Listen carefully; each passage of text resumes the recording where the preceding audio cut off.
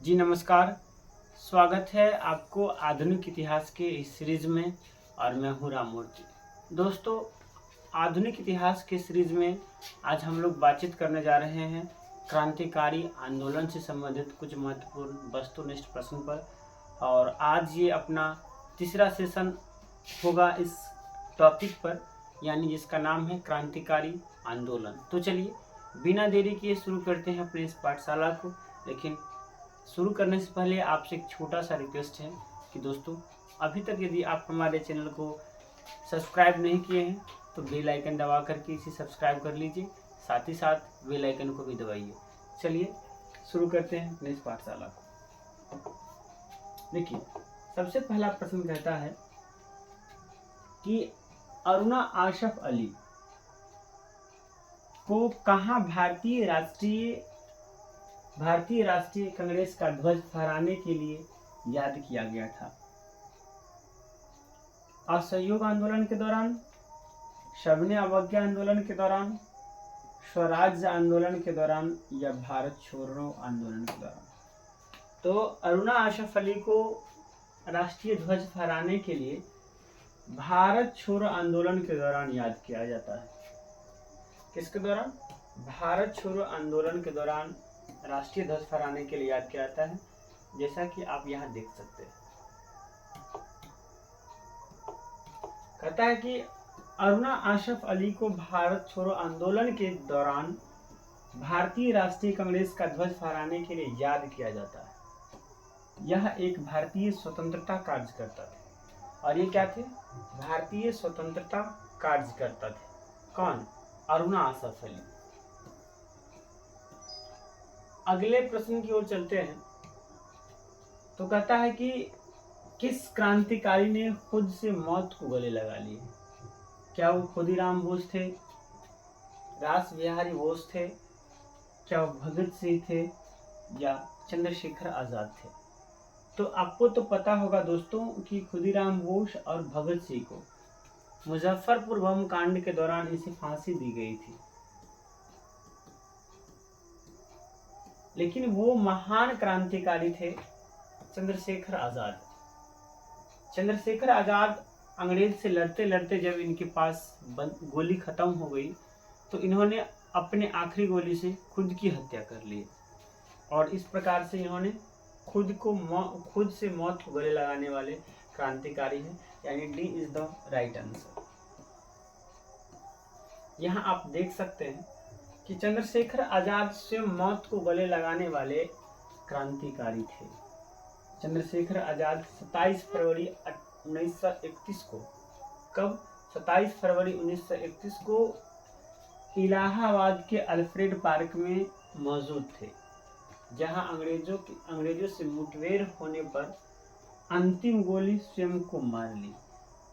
जब वो इलाहाबाद के अल्फ्रेड पार्क में थे तो वहां उनका मुठभेड़ अंग्रेज से हुआ। और जब उनके पास उनका अंतिम गोली बचा तो उन्होंने अपने अंतिम गोली से खुद की हत्या कर ली, यानी खुद को स्वयं को मार लिया। अगले प्रश्न की ओर हम लोग चलते हैं। तो अगला प्रश्न कहता है कि निम्नलिखित में से एक व्यक्ति अंग्रेजों द्वारा फांसी पर चढ़ाया गया स्वतंत्रता संग्राम क्रांतिकारी नहीं है? क्या वो भगत सिंह है, राजगुरु है और सुखदेव गुरु है या चंद्रशेखर आजाद है? तो इन तीनों को, इन तीनों को अंग्रेजों ने फांसी पर चढ़ा दिए थे, लेकिन एक थे चंद्रशेखर आजाद। चंद्रशेखर आजाद अपने गोली से अपना हत्या कर लिए थे, यानी खुद को मौत के गले लगाने वाले हमारे भारत के एक महान क्रांतिकारी रह चुके हैं, और वो है सुभाष चंद्र बोस। कौन है? चंद्रशेखर आजाद। कौन है? चंद्रशेखर आजाद, यानी D is the right answer. अगले प्रश्न की ओर चलते हैं। तो कहता है कि स्वतंत्रता सेनानी भगत सिंह को किस वर्ष फांसी दी गई थी? क्या वो 1930 था, 1931 था, 1932 था या 1933 था? तो जरा इसके बारे में हम डिटेल से देख लेते हैं। तो आप यहाँ पर देख सकते हैं कि पब्लिक सेफ्टी बिल पर बहस के दौरान 8 अप्रैल 1929 को भगत सिंह और बटुकेश्वर दत्त ने केंद्रीय असेंबली की खाली बेंचों पर बम फेंका, जिसका उद्देश्य किसी की हत्या करना नहीं बल्कि अपने उद्देश्य को जनता एवं सरकार तक पहुंचाना था। बम फेंकते समय भगत सिंह ने पहली बार इनकलाब जिंदाबाद का नारा दिया था। सबसे पहले इनकलाब जिंदाबाद का नारा किसने दिया था? भगत सिंह ने। और कब दिए थे? 8 अप्रैल 1929 को। कब? जब वो केंद्रीय असेंबली में बम फेंके थे।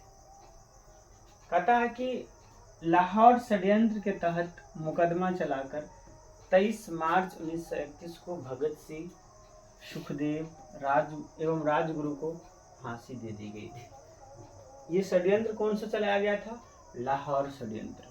लाहौर षड्यंत्र चलाया गया इन पर, और इन तीनों स्वतंत्रता सेनानी को, भगत सिंह को, सुखदेव को और राजगुरु को, जस्ट 2 साल बाद 23 मार्च 1931 को इन्हें फांसी दे दी गई। यानी इस प्रकार से जो अपना आंसर होता है वो हो जाता है 1931, यानी B is the right answer. अगले प्रश्न की ओर चलते हैं हम लोग। तो यहाँ पर अगला प्रश्न कहता है कि किस भारतीय स्वतंत्रता सेनानी ने 1907 में जर्मनी के स्टुटगार्ट में सप्तऋषि नामक झंडा फहराया था? क्या वो मैडम कामी थी? क्या वो महात्मा गांधी थी? दादा भाई नौरोजी थे? या लोकनायक तिलक थे? तो वो सबसे पहले भारतीय स्वतंत्रता सेनानी थी मैडम कामा। कौन थी? मैडम कामा, जो जर्मनी के स्टुटगार्ट में जाकर के राष्ट्रीय ध्वज फहराई थी, यानी भारत के राष्ट्रीय ध्वज फहराई थी। और उस समय भारत के राष्ट्रीय ध्वज का नाम था सप्तऋषि। क्या नाम था? सप्तऋषि। अगले प्रश्न की ओर चलते हैं। तो यहाँ आप देख सकते हैं कि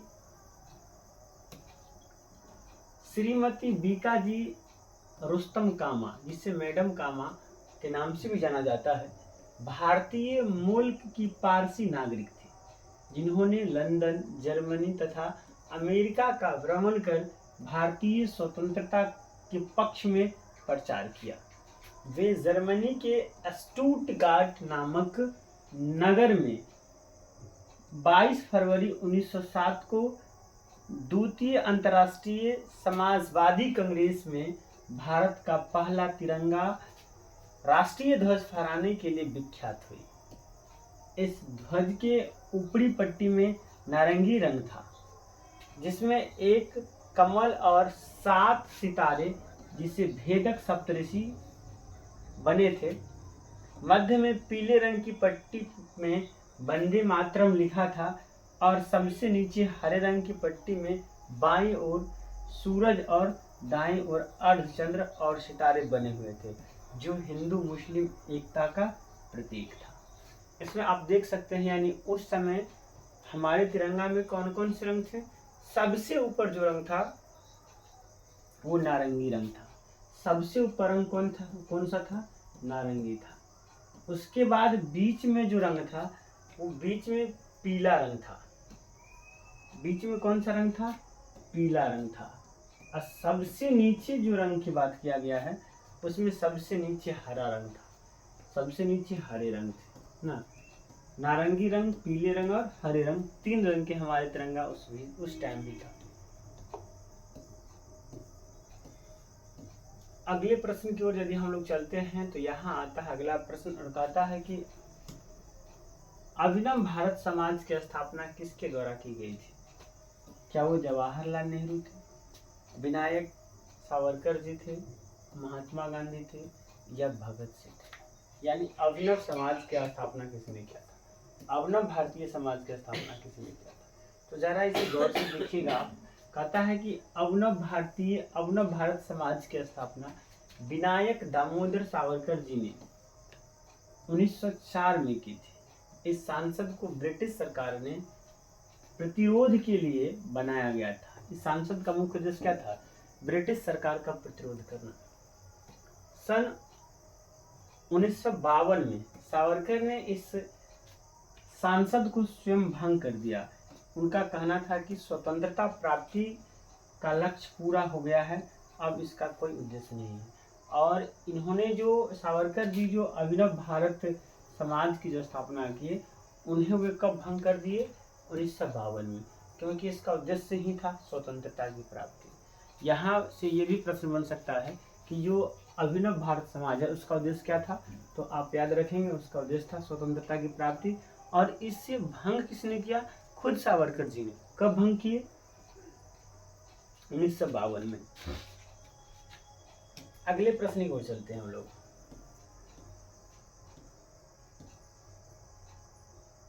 तो अगला प्रश्न कहता है कि निम्नलिखित में से किसे भारत के स्वतंत्रता आंदोलन के दौरान चरमपंथी नेता के रूप में जाना जाता है?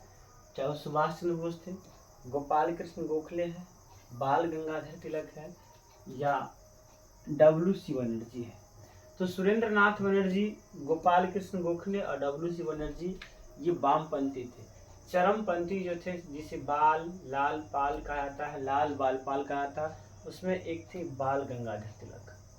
कौन थे? बाल गंगाधर तिलक। ये गर्म दल के नेता थे, यानी D is the right answer यहाँ से होने जा रहा है। यहाँ आप देख सकते हैं कि बाल गंगाधर तिलक एक उग्र राष्ट्रवादी, चरमपंथी, स्वतंत्रता सेनानी, वकील और समाज सेवक थे। अगले प्रश्न की ओर जब हम लोग चलते हैं तो यहाँ पर कहता है कि कोमागाटा मारू घटना डैश से संबंधित है? क्या वो भारतीय स्वतंत्रता संग्राम से संबंधित है? क्या वो फिलिस्तीन पर इजराइल के हमले से संबंधित है? या माली में हुए आतंकवादी हमले से संबंधित है? या अरब क्रांति से संबंधित है? यानी कामोगाटा मारू। तो यहाँ आप देख सकते हैं कामोगाटा मारू के बारे में एक डिटेल में वर्णन दिया गया है, विश्लेषण इसका दिया गया है। कहता है कि कोमागाटा मारू घटना भारतीय स्वतंत्रता संग्राम से संबंधित थे। वर्ष 1914 में कोमागाटा मारू नामक जहाज 376 भारतीयों को लेकर समुद्री रास्ते से कनाडा के ब्रिटेन कोलंबिया तट पर पहुंचा। इसमें 340 सिख, 24 मुसलमान, 12 हिंदू, बाकी ब्रिटिश थे। इस जहाज को गदर पार्टी के नेता गुरदर सिंह ने किराया पर लिया था। 23 मई 1914 को जब कामागाटा मारू जहाज वैंकूवर तट पर पहुंचा तो कनाडा सरकार ने अनुमति नहीं दी। फिर भी कनाडा में प्रवेश पाने की पूरी कोशिश की गई, लेकिन वह असफल रही।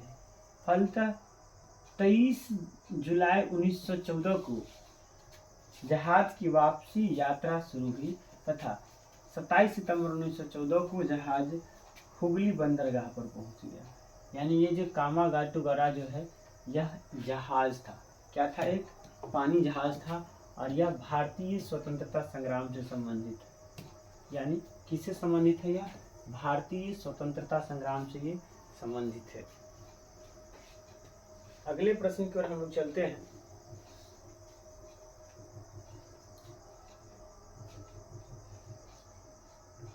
तो अगला प्रश्न ये देखिए और इसका जवाब आप लोग दीजिए, क्योंकि जस्ट हम इसका विश्लेषण बताए थे जी। अगला प्रश्न कहता है कि जो तिरंगा झंडा स्टुटगार्ट में मैडम कामा ने फहराया था, उसे चोरी छिपी ब्रिटिश भारत में कौन लाया था? उसे चोरी छिपी ब्रिटिश भारत में कौन लाया था? क्या वो इंदुलाल याग्निक थे, बीकाजी गामा थे, किशन सिंह थे, या वीर सावरकर थे? तो देखिए इसका विश्लेषण नीचे दिया गया है।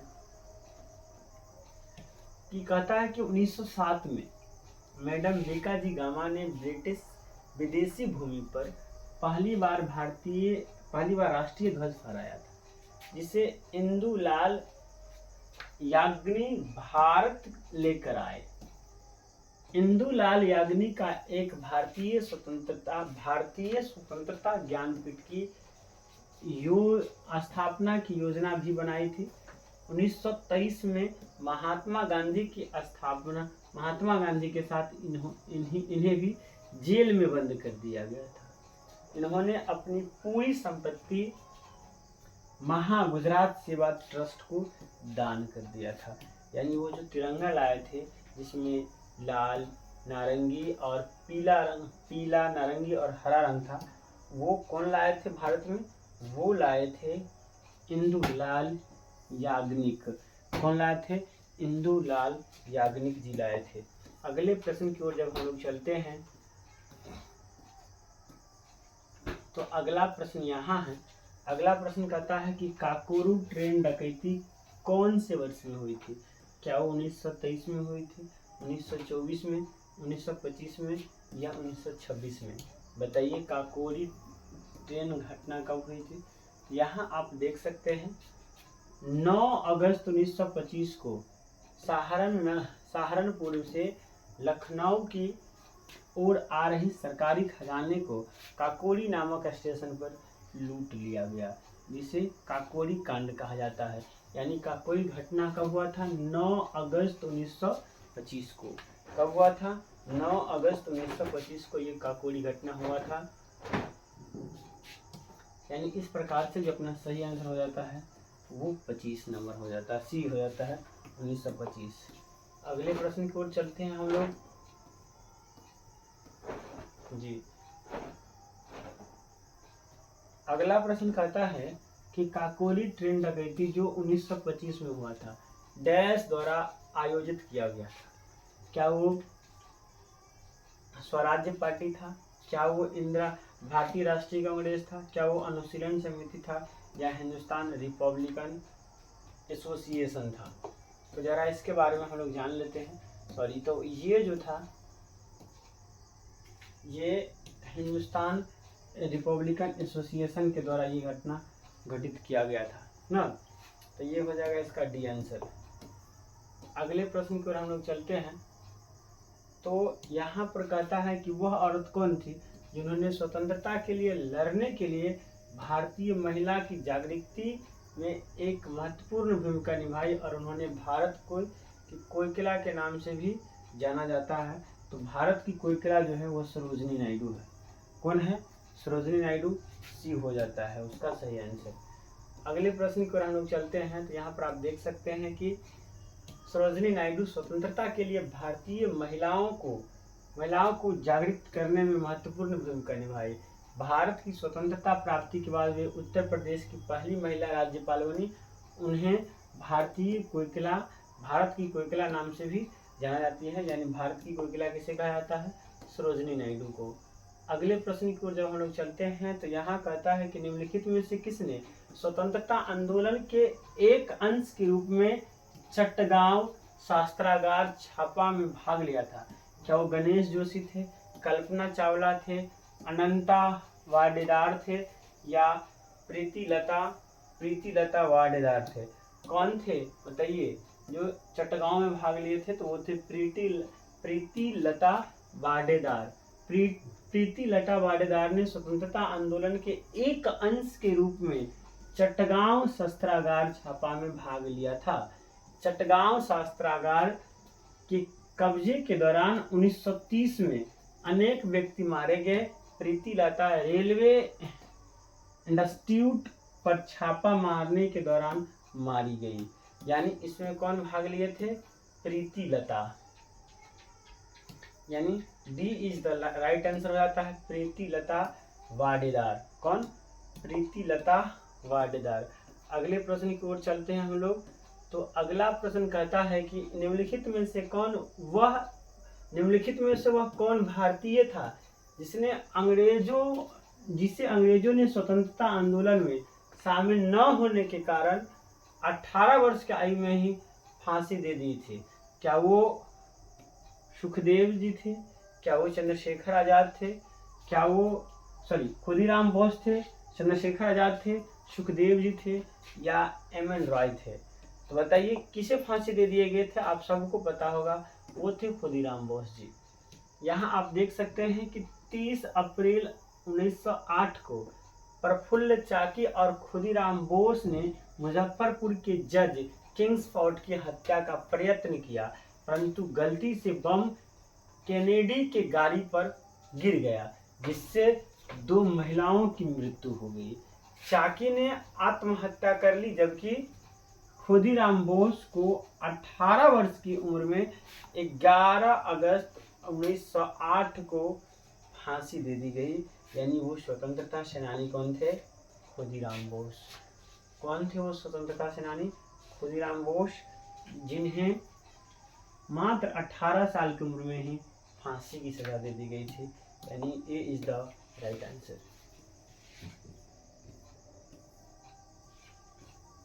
अगले प्रश्न की ओर यदि हम लोग चलते हैं तो यहाँ पर अगला प्रश्न कहता है कि भारतीय स्वतंत्रता संग्राम में सहायता हेतु निम्नलिखित में से कौन सा संगठन की स्थापना भारत के बाहर की गई थी? क्या वो इंडिया हाउस था, गदर पार्टी था, हिंदुस्तान समाजवादी पार्टी था या बर्लिन पार्टी था? तो वो जो सही आंसर है वो गदर पार्टी है। आपको पता है ये गदर पार्टी यूएसए में इसकी स्थापना हुई थी। कहाँ हुई थी? यूएसए में गदर पार्टी की स्थापना हुई थी। B is the right answer. Sorry, नहीं, एक मिनट। इसका सही आंसर जो हो जाएगा वो हिंदुस्तान समाजवादी गणतंत्र संगठन है। इसका स्थापना कौन की थी? सुभाष चंद्र बोस ना। यानी सी इज द राइट आंसर। इसका सही आंसर क्या हो जाता है? सी हो जाता है ना।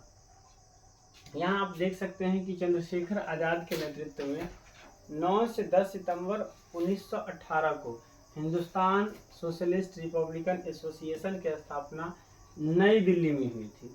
इसका उद्देश्य भारत के समाजवादी गणतंत्र राज्य की स्थापना करना था तथा यह एक लोकतांत्रिक संगठन था। इंडिया हाउस, गदर पार्टी और बर्लिन समिति नामक संगठन की स्थापना क्रमशः लंदन, कनाडा और जर्मनी में हुई थी। अब जरा हमको प्रश्न गौर से पढ़ना है, क्योंकि हमें प्रश्न में क्या कहा है। यहाँ प्रश्न कहता है कि कौन से संगठन की स्थापना भारत के बाहर नहीं हुई थी? तो भारत के बाहर ये भी संगठन स्थापित हुआ था, ये भी संगठन स्थापित हुआ था और ये भी संगठन स्थापित हुआ था। ये संगठन सिर्फ दिल्ली में स्थापित हुआ था, इसलिए इसका सही आंसर सी हो जाता है ना। इसका सही आंसर क्या होता है? सी हो जाता है। इसके संस्थापक है चंद्रशेखर आजाद। कौन है? चंद्रशेखर आजाद। इसे डाउट क्लियर कर लेंगे। इसके संस्थापक कौन है? चंद्रशेखर आजाद। हम उल्टा पढ़ लिए थे इसलिए गदर पार्टी बोले थे। ये तीनों देश से बाहर गठित है। ये सिर्फ सी जो है देश के अंदर दिल्ली में संगठित हुआ था। अगले प्रश्न की ओर जब हम चलते हैं तो यहाँ पर कहा जाता है कि निम्नलिखित में से कौन स्वतंत्रता सेनानी ने जेल के दीवार पर महाकाव्य कमल लिखा था? क्या वो मदन मोहन मालवीय थे, बी.डी. सावरकर थे, शरत चंद्र थे या बटुकेश्वर दत्त थे? कौन थे जो कमला लिख दिए थे? किस पर? महाकाव्य कमला नामक पुस्तक लिख दिए थे दीवार पर। तो वो थे बी.डी. सावरकर। बी.डी. सावरकर ने जेल की दीवार पर महाकाव्य कमला लिखा था। वे न केवल स्वाधीनता संग्राम के एक तेजस्वी सेनानी थे, बल्कि महान क्रांतिकारी, चिंतक, लेखक, कवि और ओजस्वी वक्ता, दूरदर्शी राजनेता भी थे। बी.डी. सावरकर ने स्थानीय नवयुवकों को संगठित करके मित्र मेला नामक गुप्त संगठन की स्थापना की थी। आप याद रखेंगे, मित्र मेला नामक गुप्त संगठन के संस्थापक कौन है? बी.डी. सावरकर। और बी.डी. सावरकर ने जेल की दीवार पर क्या लिख दिए थे? महाकाव्य कमला लिख दिए थे। यानी यहाँ से जो सही आंसर हो जाता है वो B is the right answer हो जाता है।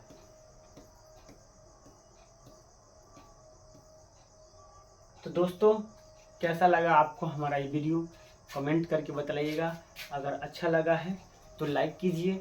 साथ ही साथ यदि आप हमारे चैनल पर नए हैं तो इसे सब्सक्राइब करके बेल आइकन को दबा दीजिए।